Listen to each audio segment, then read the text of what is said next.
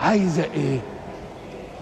عايزة من كل أسرة، لأن حين نرى أن بركة الله لا تحوم حول كثير من البيوت لا بد أن ندرك لها أسبابا، أسباب البعد عن استقبال البركة من الله.